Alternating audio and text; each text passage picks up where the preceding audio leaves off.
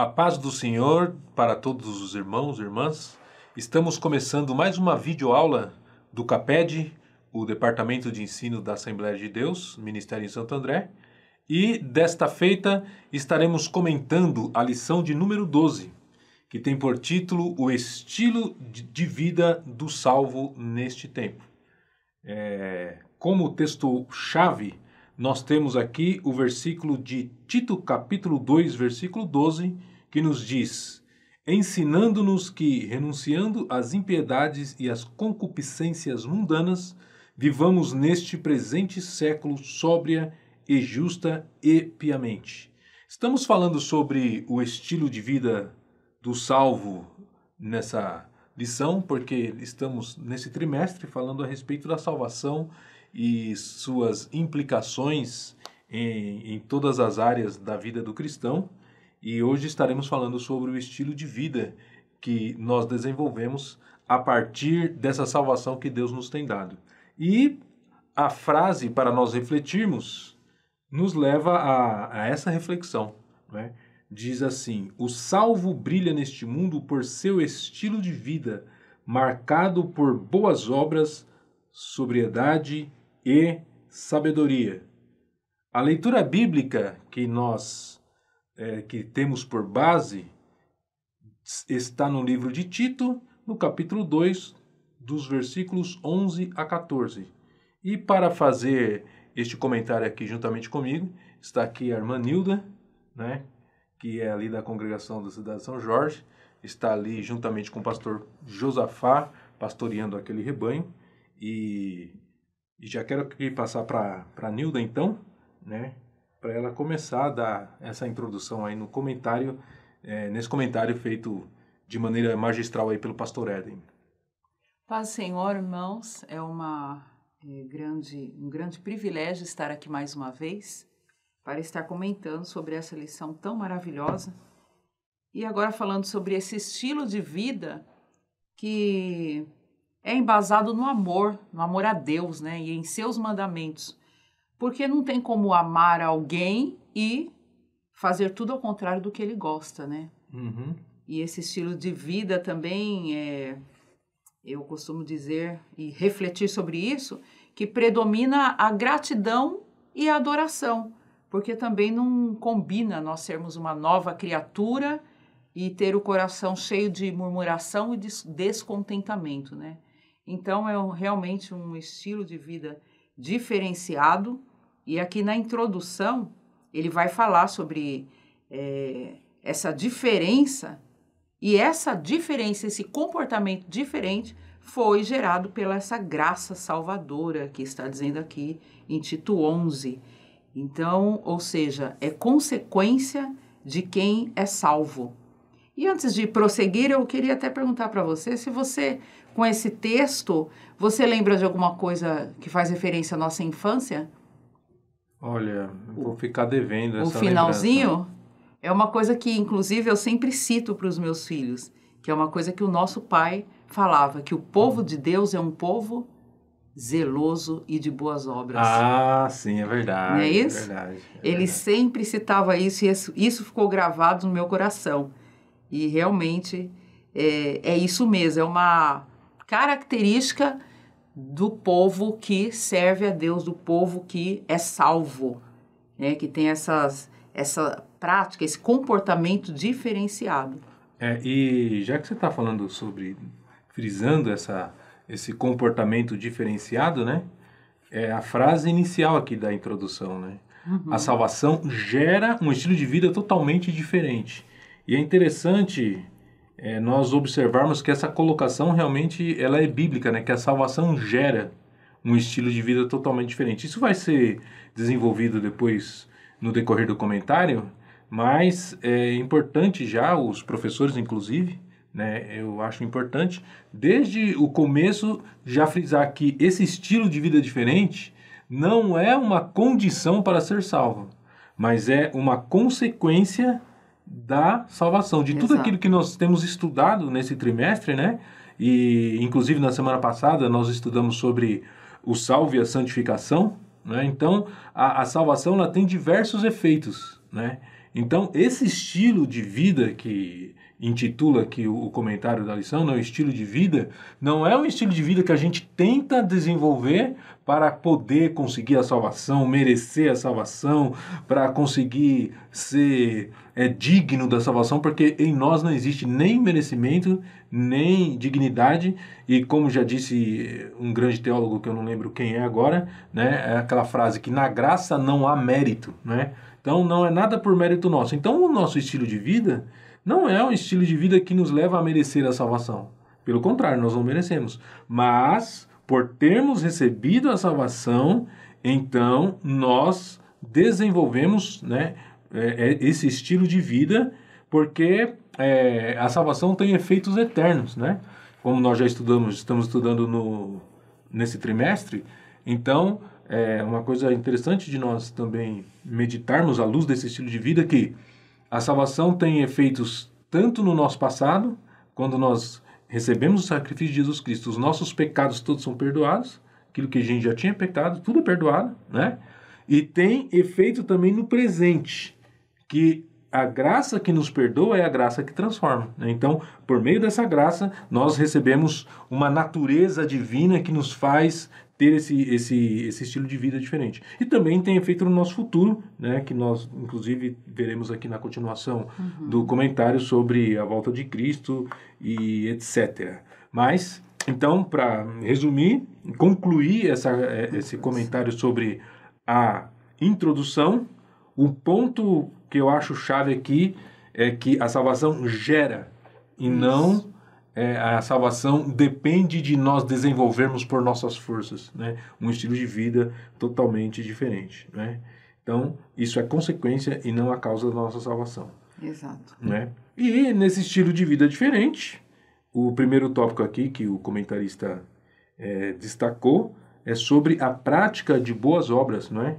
E o primeiro tópico ele vai falar sobre que a fé tem como resultado essas boas obras, e o que você pode nos dizer?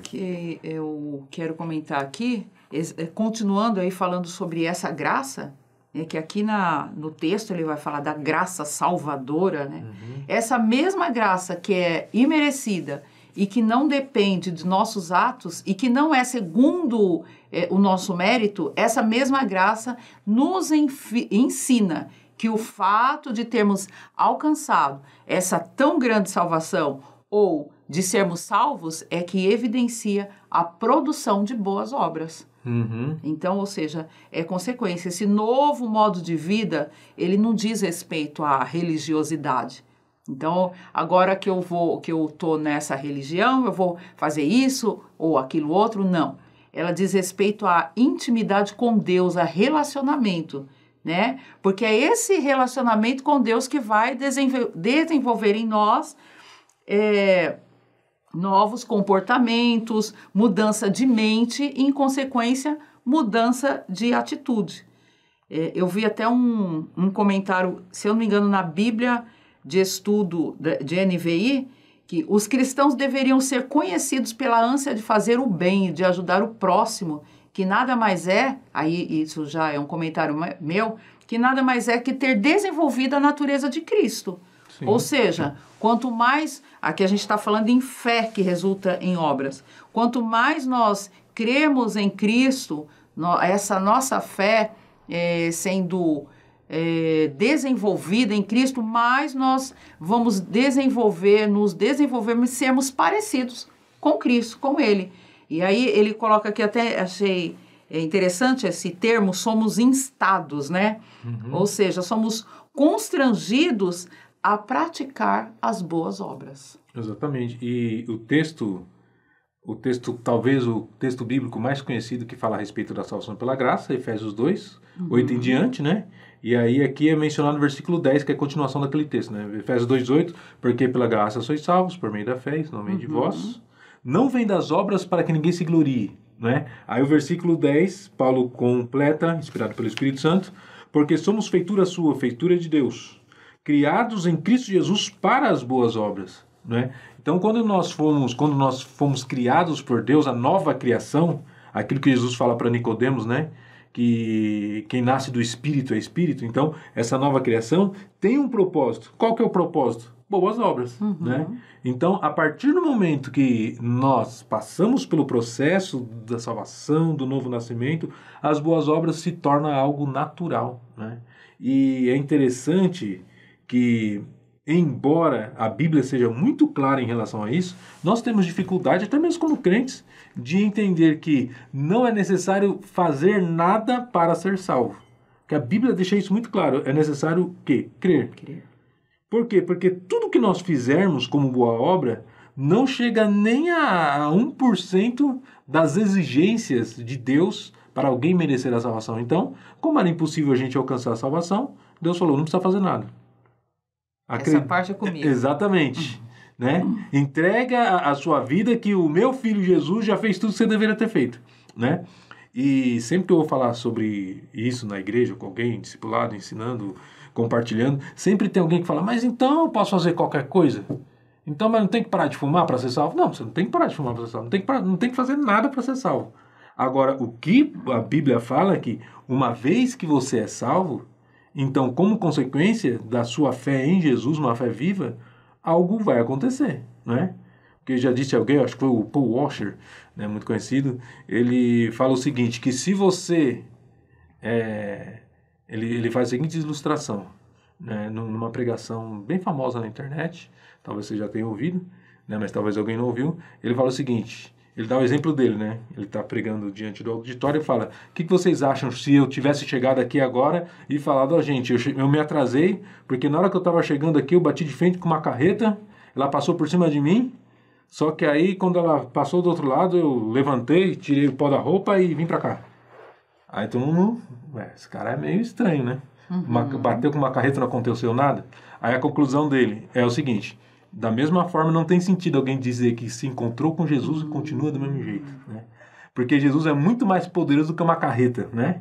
Então essa coisa de eu sou salvo pela graça, não preciso fazer nada, então vou viver do mesmo jeito, não, então não teve encontro com Jesus. Porque todo mundo que tem um encontro de Jesus é transformado como consequência desse encontro, né? Então, por isso que esse texto, ele realmente mostra que ser salvo pela graça, Efésios 2, 8 a 10, né? Ser salvo é pela graça, mas as boas obras fazem parte das consequências, né? Como que eu sei que realmente eu tive um encontro com Jesus? Porque eu não vou querer ficar avaliando a vida dos outros, né? Mas se a minha natureza teve alguma transformação. E é por isso que Tiago fala que a fé sem obras é morta, né? Então, são duas formas de falar sobre a mesma realidade. Paulo fala o seguinte, não adianta obras, você é salvo pela graça, não é pelas obras.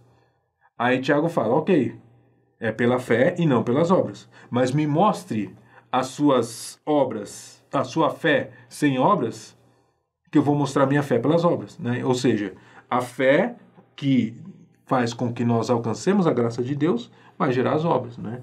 Então, por isso que o estilo de vida do cristão, ele tem que ter boas obras, porque é uma consequência natural, né? Quando não há boas obras, é sinal que a gente não passou pelo processo, né? E é interessante para a gente ir para o próximo ponto, que existem muitas religiões que focam nas boas obras para alcançar a salvação. Agora nós, cristãos, que cremos em Jesus, por nós sabermos que as boas obras não nos levam à salvação, a gente abre mão das boas obras, né? Muita gente, crente cristão, quantas vezes nós, né, até como pastores, né, de uma congregação, a gente, para ajudar a comunidade, consegue muito mais doação de pessoas fora da igreja do que dentro da igreja, não é verdade? Verdade. E eu, já pensando sobre esse fenômeno, uma vez eu cheguei à seguinte conclusão, que os irmãos podem concordar ou não, mas a minha conclusão foi o seguinte, por que muitas vezes os crentes têm menos é ruim, porque muitas vezes os crentes têm menos disposição para fazer boas obras do que não crentes? Porque muitas vezes os não crentes estão na ânsia de alcançar alguma coisa de Deus, algum retorno, ou algum retorno material, ou querendo se justificar diante de Deus, então vão fazer. Aí eu chego na igreja, aprendo que eu sou salvo pela fé, não preciso não preciso conquistar, porque não tem como conquistar a salvação, e aí eu perco total motivação de praticar boas obras. Tem alguma coisa de errada nesse processo aí, porque Sim. dentro da equação da salvação, as boas obras são uma consequência, né? Então fica aí essa reflexão para todos nós, né? Porque nós deveríamos ser os mais motivados a praticar as boas obras. Exatamente. Inclusive, porque esse texto aí, que no versículo 11 fala que a graça salvadora manifestada, quem é essa graça salvadora de Deus? É o próprio Cristo. E se originou onde? Em Deus, foi Deus que... aqui, ó, porque a graça salvadora de Deus se é manifestado para todos os homens. E o que Jesus fez aqui? O que ele manifestou? Ou seja, ele tinha um propósito de em tudo que ele estava fazendo aqui, ele estava nos ensinando. Então, o exemplo é ele. Né? Se ele tinha esse estilo de vida onde ele estava sempre servindo, o que é isso? Boas obras, servir, é o interesse de estar fazendo algo pelo outro. Então, eu como salvo, meu exemplo é Cristo, então não tem como eu fugir disso. E a continuação, né, da letra B aqui, continua esse raciocínio, porque como o comentarista vai colocar o título aqui do subtópico B como passamos de malfeitores para benfeitores. É uma mudança realmente, né, de natureza. E eu até destaquei a frase aqui que ele diz, ó, a conversão faz com que o novo homem tenha um procedimento totalmente diferente. Agora ele se alegra em beneficiar as outras pessoas. Exato. Né? Exatamente. E tudo isso é o quê? Consequência dessa salvação. E nesse versículo a gente vê essa natureza pedagógica, né, da graça salvadora, que é ensinar, motivar, estimular. Agora, ensinar o quê? A deixar o caminho, o versículo diz, né, ó, renunciando à impiedade e às concupiscências mundanas, vivamos nesse presente século sóbria, justa e piamente. Então, é deixar um caminho e viver um outro. É como está lá em Ezequiel 18, 21. Abandonar uma vida de pecados e aí ficar tudo de boa. Não. Em lugar disso, começar a praticar o que é justo. Exatamente. Então, em lugar de viver de uma forma, eu vou viver de outra forma. Ou seja, de malfeitor, eu vou me tornar um benfeitor. Ou seja, rejeitar a impiedade e viver uma vida mais santa. E dentro dessa vida mais santa, tem o comportamento. O comportamento diz respeito a essas atitudes que eu vou ter, a essa vida que eu vou ter, que é totalmente diferente de eu estar, por exemplo, alheio à necessidade do outro. Sim. Né? Egoísta, por exemplo, egocentrista, não cabe, né? Então, por causa também, aí a gente volta para o amor, né? Como que você vai... Você ama, a Bíblia diz, né? Como você diz que ama a Deus, você não ama o seu irmão. Então, realmente, ser salvo vai demonstrar por como você reage, como você se comporta diante da sociedade, em sua vida, no seu cotidiano.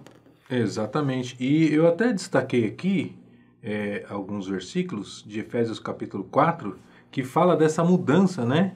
De a gente deixar, como diz aqui o título do subtópico, passar de malfeitor para benfeitor, né? E Efésios capítulo 4, a partir do versículo 17, vou ler aqui alguns versículos, fala exatamente dessa mudança de natureza e diz assim: e digo isto e testifico no Senhor, para que não andeis mais como andam também os outros gentios na vaidade da sua mente. E aí, como que andam os gentios? É interessante que Paulo aqui nesse texto fala os outros gentios, porque eles eram gentios, né? As pessoas ali de Éfeso, né? Os efésios. Não eram judeus, então eram gentios. Né? Então, aí, no versículo 18, Paulo vai descrever como que é a vida dos gentios, que não conhecem a Cristo. Entenebrecidos no entendimento, separados da vida de Deus pela ignorância que há neles, pela dureza do seu coração, os quais, tendo perdido todo o sentimento, se entregaram à dissolução para com avidez cometerem toda a impureza. Aí ele vai falar no versículo 20, mas vós não aprendestes assim a Cristo. Lá a graça, né, está ensinando em Tito, e aqui Cristo, que você falou, né, que Cristo é a revelação da própria graça, né, e então continuando no versículo 20, mas vós não aprendestes assim a Cristo, se é que o tendes ouvido e nele fostes ensinado como está a verdade em Jesus, que quanto ao trato passado vos despojeis do velho homem. Aí é parar de deixar de ser malfeitor, né? Era aí que eu queria chegar. Isso. Vos despojeis do velho homem. Então, essa velha natureza é comparada como se fosse uma roupa, né? Tira essa velha natureza, aí vos despojeis do velho homem, que se corrompe pelas concupiscências do engano, e vos renoveis no espírito da vossa mente, e vos revistais do novo homem. Então é interessante que essa coisa de deixar de ser malfeitor para se tornar benfeitor, aqui em Efésios 4, Paulo explica da seguinte forma: se despojar do velho homem, da velha natureza, se renovar no espírito da mente, ou seja, para nós termos uma mudança de comportamento, a mudança começa na mente. Exatamente. Né? E aí a gente pode ir lá para Paulo, quando fala lá em Coríntios que nós temos a mente de Cristo, né? Então, ou em Romanos 12, né? Sede transformados pela renovação da vossa mente. Então, vos renoveis no espírito da vossa mente, e versículo 24, e vos revistais do novo homem, que segundo Deus é criado em verdadeira justiça e santidade.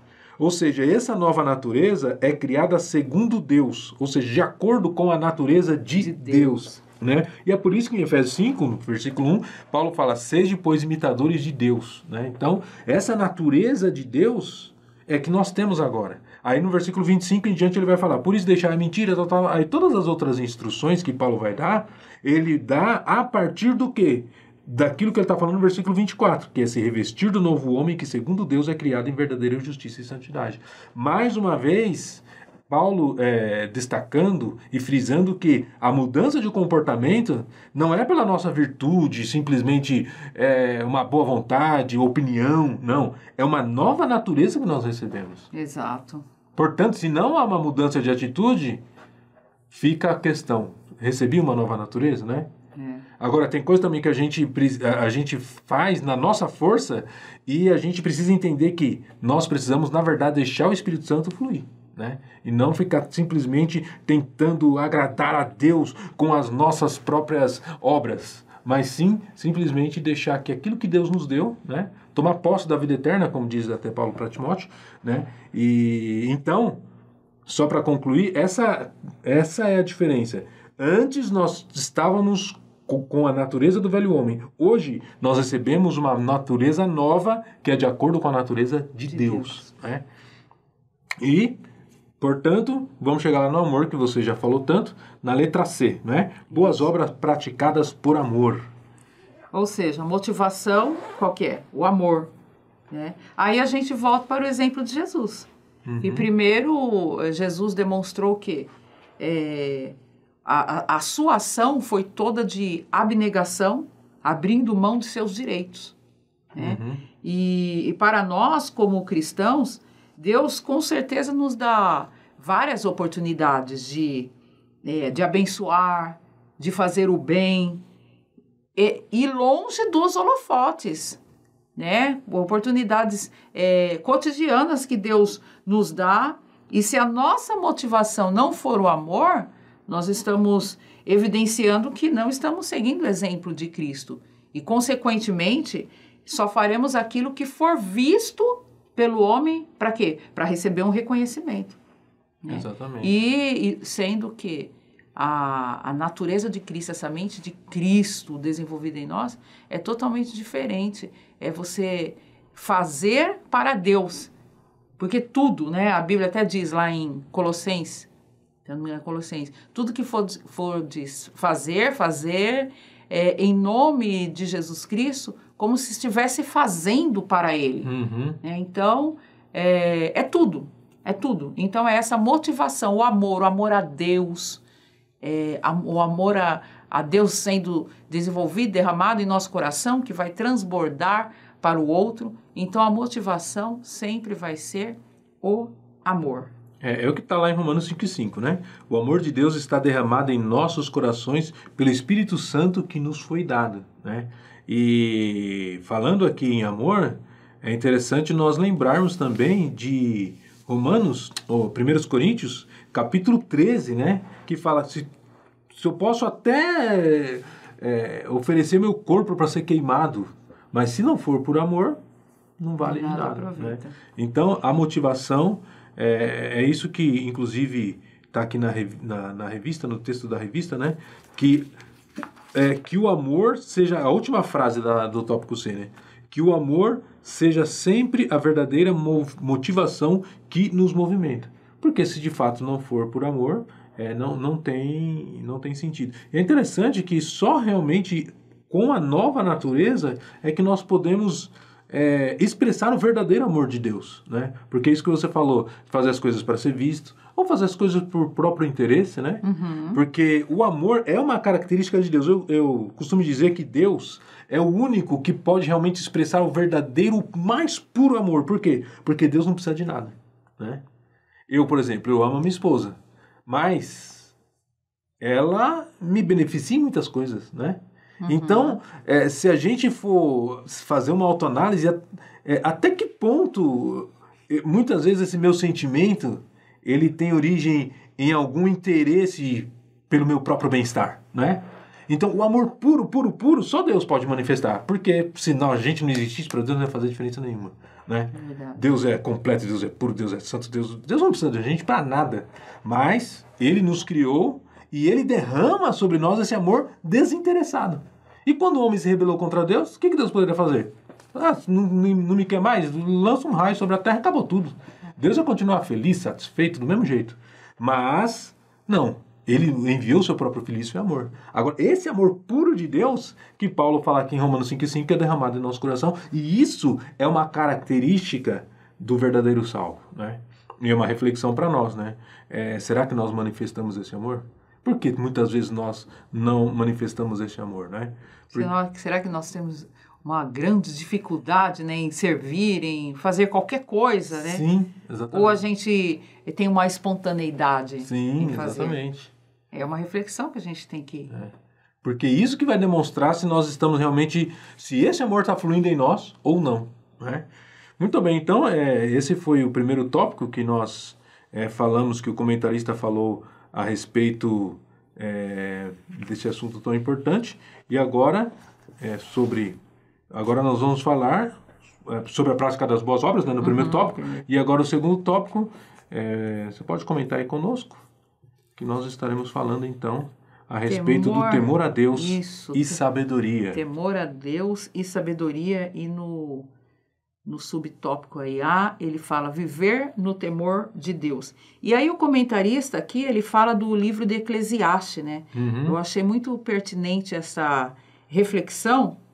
Inclusive, pensando nessa reflexão, eu lembrei e quero até recomendar para quem ainda não leu o livro Uma Vida com Propósito, que num dos capítulos do livro, ele fala... o tema é a vida é uma atribuição temporária, né? É bem interessante. E nós vemos em Jó, capítulo 8, versículo 9, que diz que nossos dias na terra são como sombra. Tamanha é a brevidade da nossa vida. E a fragilidade, né? Fragilidade. Sombra é uma coisa tão que você nem pega. Exato. E Salmos 39:4, o salmista pede para que o Senhor lhe mostre a medida dos seus dias, ou seja, que o faça entender, considerar o quão breve eles são. Aí, a partir dessa reflexão, ele vai reconhecer a sua fragilidade, né? E aí o comentarista, ele fala de viver na contramão. E eu fiz nessa perspectiva, viver na contramão é exatamente você não estar apegado às coisas terrenas, né? Porque o mundo vive dessa forma. Ele se apega às coisas terrenas, ele prioriza os interesses materiais, mas nós não podemos perder a nossa identidade. Filipenses 3, 19 e 20 vai dizer o quê? Que nós somos cidadãos dos céus. E ter essa consciência dessa identidade é viver a vida da melhor forma possível, aproveitando o tempo. A Bíblia diz também, remindo o tempo que os dias são maus, fala várias vezes sobre esse viver com sabedoria, né? E isso é estar em outro patamar, um patamar de uma nova criatura, é dar importância ao que realmente é importante.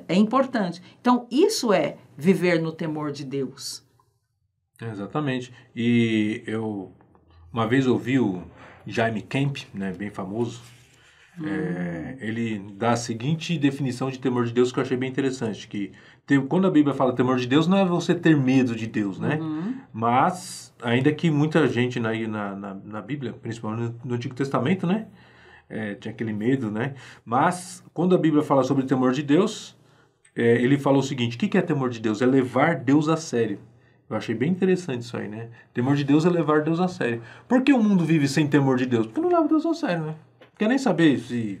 Muitos não querem saber se Deus existe ou não, outros até acreditam que Deus existe, mas não dá a mínima importância àquilo que Deus pensa ou deixa de pensar. Portanto, não leva Deus a sério. Então, quando nós sabemos que Deus, ele existe, como diz Hebreus 11:6, que se torna galardoador daqueles que o buscam, né? Esse texto de Hebreus 11:6 quer dizer o seguinte: não basta você acreditar que Deus existe, você precisa saber também que Deus se importa com você, né? Essa é a ideia.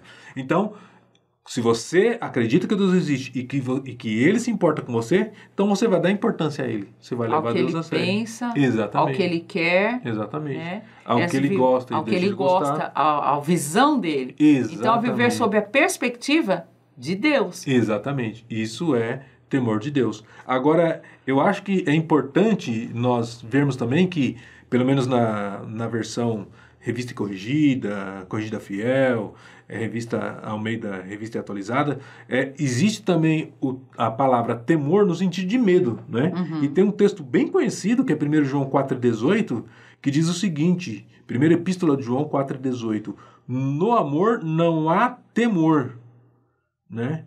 Outra versões mais atuais vão dizer, no amor não há medo, mas nessas mais antigas diz, né? No amor não há temor, antes o perfeito amor lança fora o temor, porque o temor tem consigo a pena, e o que teme não é perfeito em amor.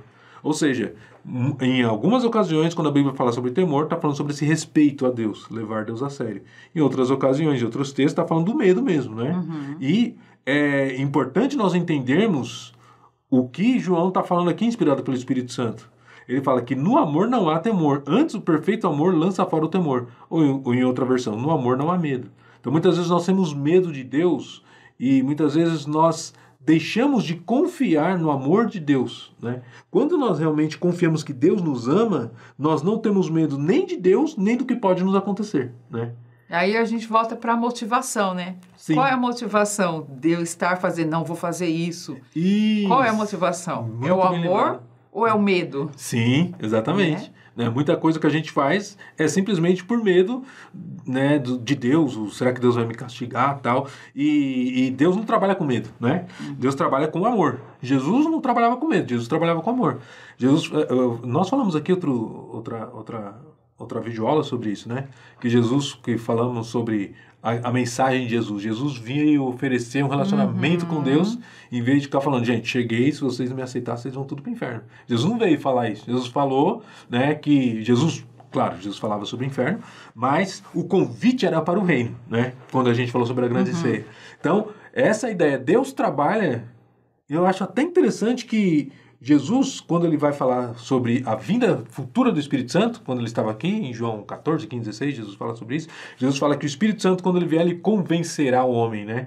Eu acho isso maravilhoso, porque Deus podia simplesmente chegar, mandar, não, o próprio Espírito Santo quer convencer, né?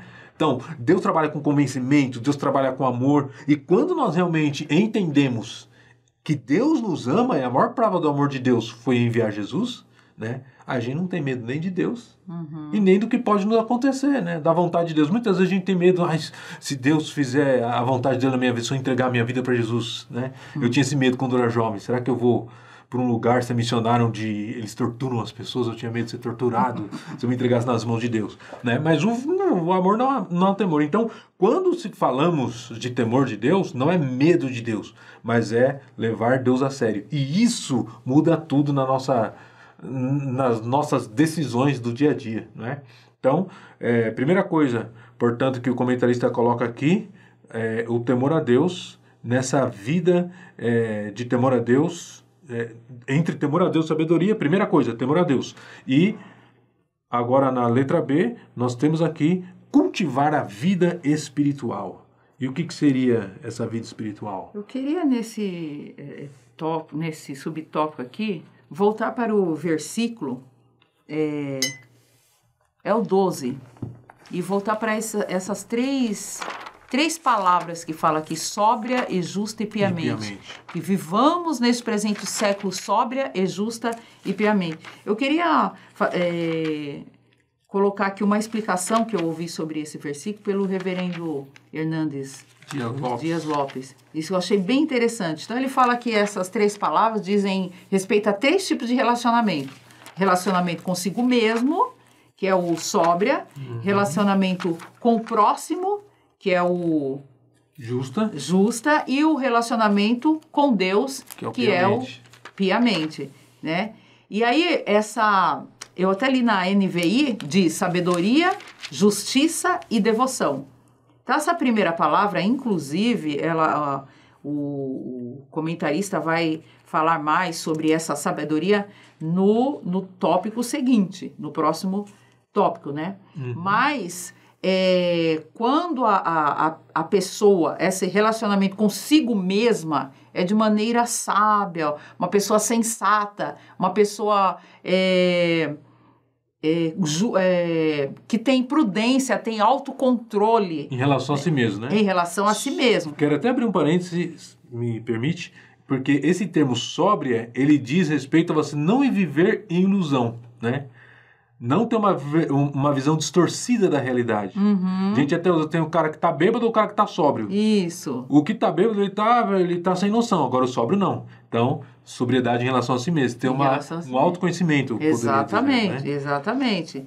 Já a segunda palavra, falando justa, é a forma de relacionar-se com o outro, de uma forma justa. Né? Uma pessoa que não oprime, uma pessoa que não desonra, né? É uma pessoa que não pisa em ninguém, não se aproveita do outro.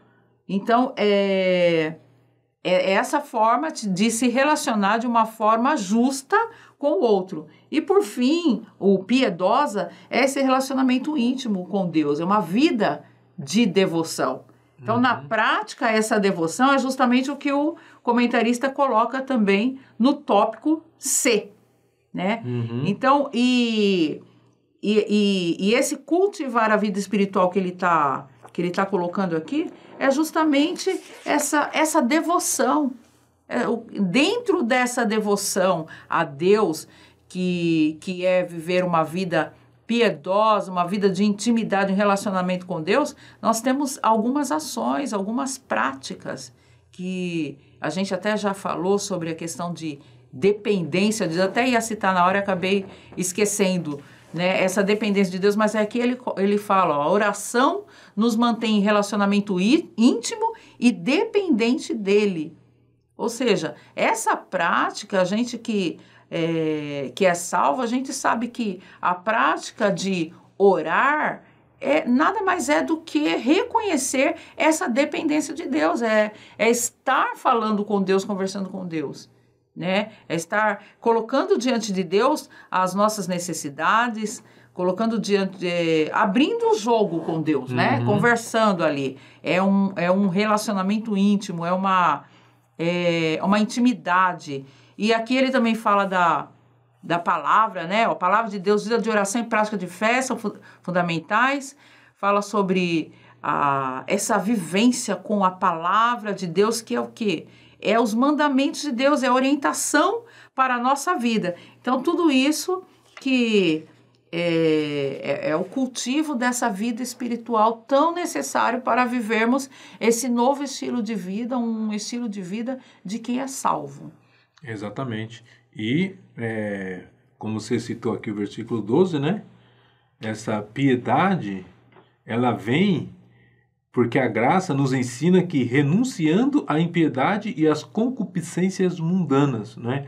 Então, é interessante que a natureza que Deus colocou em nós, por meio do Espírito Santo, quando a gente recebe a Cristo na nossa vida, ela vai florescer à medida que a gente renuncia à impiedade e à concupiscência. O que é concupiscência? Eu lembro que desde pequeno explicava, né, que é o desejo descontrolado da carne, o desejo irresistível. Então, quando a gente deixa de dar vazão àquilo que a nossa carne quer, a gente passa então a permitir que a natureza de Deus floresça, né? Que é como uma balança, né? Paulo ele fala lá em Gálatas capítulo 5 que o espírito milita contra a carne contra o espírito, né? Então é essa questão. Quando a gente dá prioridade a essa vida espiritual, cultiva esse relacionamento com Deus, consequentemente a nossa carne ela vai ficar enfraquecida, né? Então é isso que o versículo 12 está falando. A graça nos ensina a renunciar, né? Porque nós temos a opção de continuar fazendo as coisas do nosso jeito. Mas se nós recebemos a natureza de Deus, agora então a gente tem que renunciar às concupiscências do mundo, estilo do mundo. E muitas vezes isso é doloroso porque a gente vai dizer não para nós mesmos, né? Muitas vezes a gente vai ser mal compreendido pelas pessoas, mas a gente vai renunciar. Por quê? Porque a gente realmente sabe de tudo isso que você falou aí. Temos que privilegiar essa forma sóbria, justa e pia de viver. E realmente muito interessante essa questão dos 3 níveis de relacionamento, né? Comigo mesmo, com o próximo e com Deus, né? Muito bem. E a pergunta que eu até pensei para concluir esse tópico B é: você age movido pelo quê? Pelo Espírito ou pela carne, né? Porque esse é o ponto. Quando nós agimos movidos pelo Espírito Santo, não apenas pelo Espírito Santo, movidos pelo Espírito Santo, mas quando movidos pelo nosso Espírito em conexão com Deus e fortalecido pelo Espírito Santo, então a gente age de uma forma. Quando a gente age movido pela carne, mas nós temos que renunciar para que a gente possa viver então nesse presente século de forma sóbria, justa e piamente. Muito bem. E no subtópico C, então o comentarista vai falar que nós temos que agir com sabedoria neste mundo, não é? E o que você pode falar aí para nós? Na verdade eu falei um pouquinho, né, sobre essa sabedoria, que é justamente o contrário, né? A viver com sabedoria é viver totalmente contrário do que o mundo vive. O estilo mundano de viver, ele colocou aqui bem interessante, que o estilo mundano de viver, as pessoas seguem os desejos desenfreados. É o que você tinha acabado de falar. Sem se preocupar com as consequências dos atos. Então, é uma vida insensata, é uma vida... Deixa a vida me levar, né? É totalmente fora. E já essa vida, a vida do salvo, é interessante também, que é a questão de escolha, né? Eu escolho ser orientado por Deus. Eu escolho agir sabiamente e essa sabedoria não é minha, vem de Deus. Então, agir com sabedoria é agir direcionado por Deus, é reconhecer reconhecer que nós não somos nada sem Deus. Jesus falou, né, lá em João, tá? Sem mim nada podeis fazer. Então, é ter esse reconhecimento e ter esse comportamento que vai servir de exemplo para outras pessoas. Exatamente. E eu também achei interessante essa frase, né, que você mencionou do comentário. No estilo mundano de viver, as pessoas seguem seus desejos desenfreados, insensatos. Ou seja, quando a gente dá vazão aos nossos desejos, a gente está abrindo mão de qualquer sabedoria, né? Porque o que a gente, por exemplo, eu tô com vontade de beber, vou lá e bebo. Alguém me deixou nervoso, eu vou lá e brigo, dou um murro, um chute, um tiro, né? E é assim que as pessoas vivem, né? Vivem numa vida totalmente... intuitiva, né? Exatamente. totalmente desenfreada. E uma coisa, a grande mentira do mundo está aqui, ó, sem se preocupar com as consequências dos seus atos, né? Então, é isso que o mundo prega. Você faz o que você quiser e você vai ser feliz. E, infelizmente... O importante é ser feliz. Infelizmente, não é assim que funciona. Porque se você pode... É uma frase que eu gosto e eu vira e mexe e cito para minha filha. Que você é livre para escolher o que você vai fazer. Mas você não é livre para escolher a consequência daquilo que você fez, né? Então, não tem como eu falar, vou comer, mas eu escolhi não engordar. Não tem jeito, né? Eu vou gastar todo o meu dinheiro, mas eu escolho continuar rico. Não tem jeito, né? Então, você pode escolher, você quer escolher fazer isso? Ok. Mas a consequência não tem escolha, né? E o mundo prega, não, faz o que você quiser, vai dar tudo certo. Vai dar tudo certo, vírgula. Porque se você agir de uma forma desenfreada, provavelmente consequências ruins virão, né? Então, a vida do salvo, por ela ser diferente, ela realmente deve causar uma atração das pessoas, né? Porque o que muitas vezes nós, voltando lá inclusive para a frase do refletir, o que muitas vezes nós não temos consciência é que nós devemos pregar, mas a nossa pregação deve ser deve ser não apenas consequência, não exatamente consequência, mas deve ser coerente com o nosso estilo de vida, né? E muitas vezes a gente nem prega, até que as pessoas nos perguntem, né? Porque nem sempre a gente tem a oportunidade de pregar. Então, se você está no trabalho, você não vai ficar pregando. Mas se você viver de uma forma sábia, de uma forma diferente, aí isso vai atrair. E aí você vai ter a oportunidade de pregar, por quê? Porque a pessoa vai perguntar, poxa vida, mas você é tão diferente, mas como você consegue? Mas por que você não fica desesperado igual os outros? Então, é isso, né? É essa sabedoria que atrai as pessoas. A paz, sabe? O fruto do Espírito, né? Tudo isso atrai as pessoas. Muito bem. Então, temos aqui já o próximo tópico agora, né?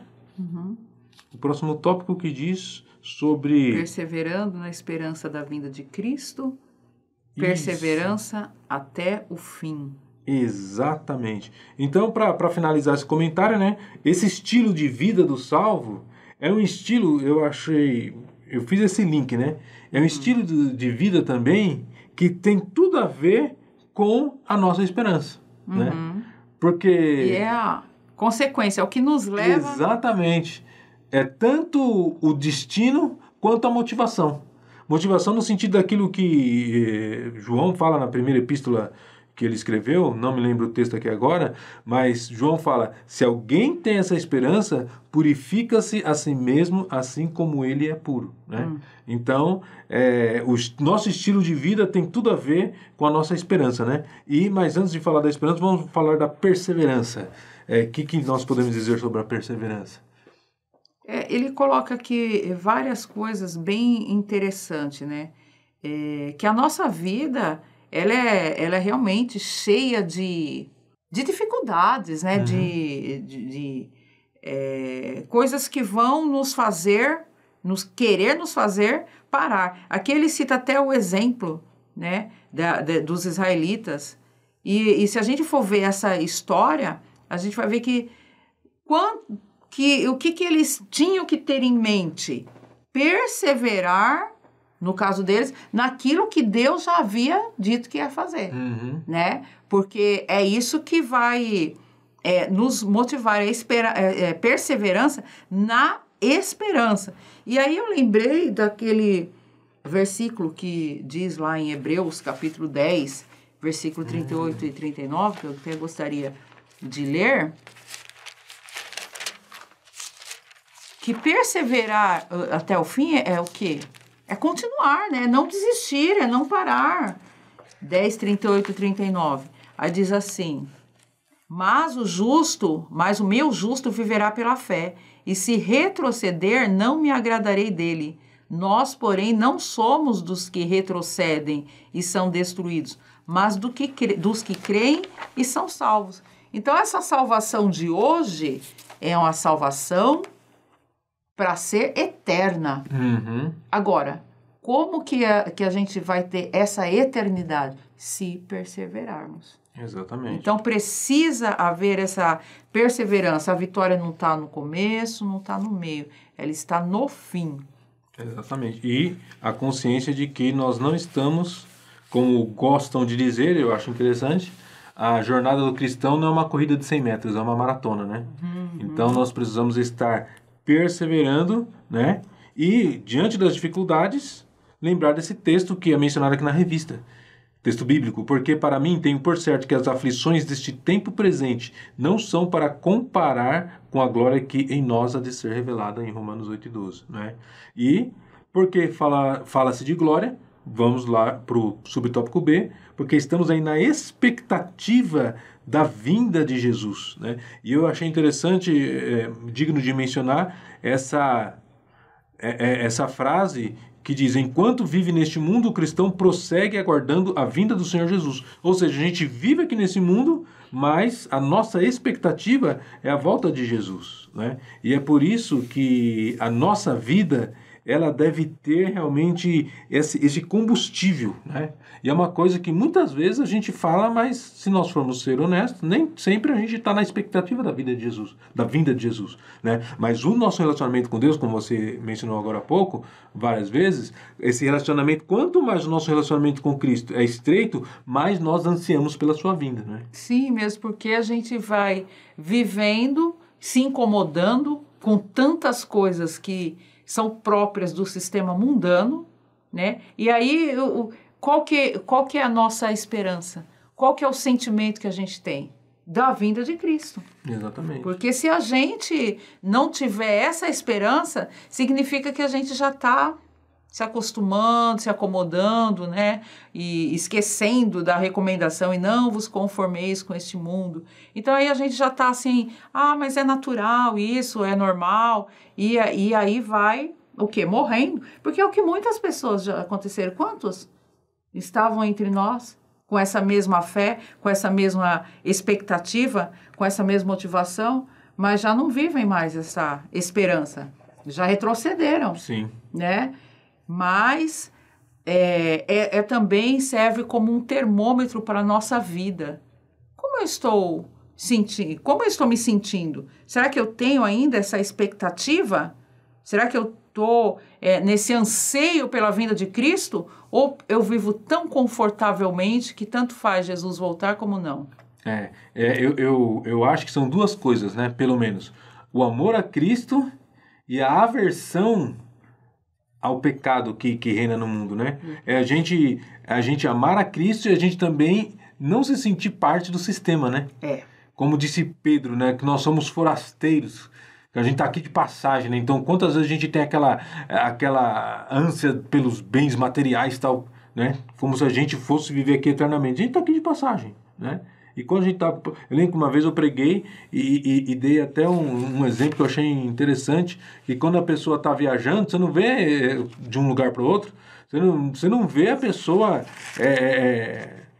acumulando tudo e levando junto, né? Você não vê ninguém viajando com a geladeira nas costas, tal, porque quando a pessoa está de passagem... Pelo contrário, ela faz uma programação para o ter o menos possível. Exato, por quê? Porque tá de passagem. Então, quanto mais a gente tem o desejo de acumular, é sinal que a gente está perdendo essa dimensão de que nós não somos deste mundo. E se nós realmente não somos desse mundo, a gente tem um estilo de vida diferente. Então, uma coisa, tudo se encaixa, né? E para finalizar, então, esse tópico B e já entrar na conclusão, aí sim, 1 João capítulo 3, eu havia mencionado, os versículos 2 e 3 que João fala: amados, agora somos filhos de Deus e ainda não é manifestado o que havemos de ser. Né? Eu acho interessante quando ele fala isso. Somos filhos de Deus agora, mas ainda a gente não é tudo, não se manifestou tudo que a gente é. Né? A gente já é, mas é como a semente, que ela tem tudo lá dentro, mas não virou ainda a planta, a árvore. Né? Então, eu acho que, né, o Espírito Santo queria gerar em nós aquela expectativa. Ai, meu Deus, eu quero ser tudo que eu já sou, né, em Deus. Olha, agora somos filhos de Deus, mas ainda não é manifestado o que havemos de ser. Mas sabemos que quando Ele se manifestar, seremos semelhantes a Ele. Porque assim como é o veremos. Aí é uma esperança maravilhosa. E aí João completa, no versículo 3. E qualquer que nele tem essa esperança, purifica-se a si mesmo, como também ele é puro.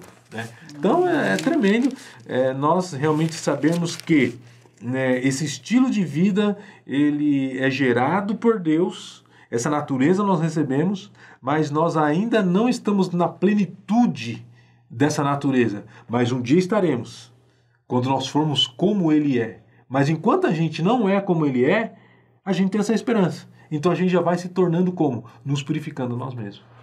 Amém, isso mesmo.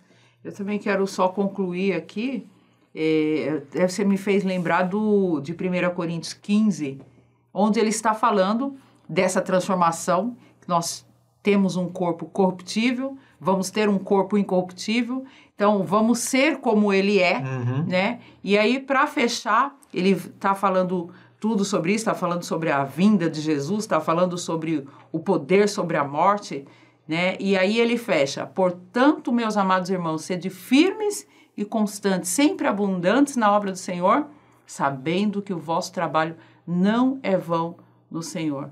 Então, que nós venhamos continuar com essa certeza de fé, com essa esperança e com essa expectativa. Enquanto estamos aqui, vamos trabalhar, vamos fazer o melhor para o Senhor, sempre almejando o grande dia de termos, de usufruirmos dessa salvação eterna. Amém. Então que Deus abençoe a cada um dos irmãos e que você, professor e professora, possa aí também buscar mais conhecimento na palavra de Deus, materiais, e levar os seus alunos, juntamente com você, a ansiar pela vinda de Cristo, mantendo esse estilo de vida digno da vocação de Deus sobre as nossas vidas. Que Deus abençoe a todos em nome de Jesus.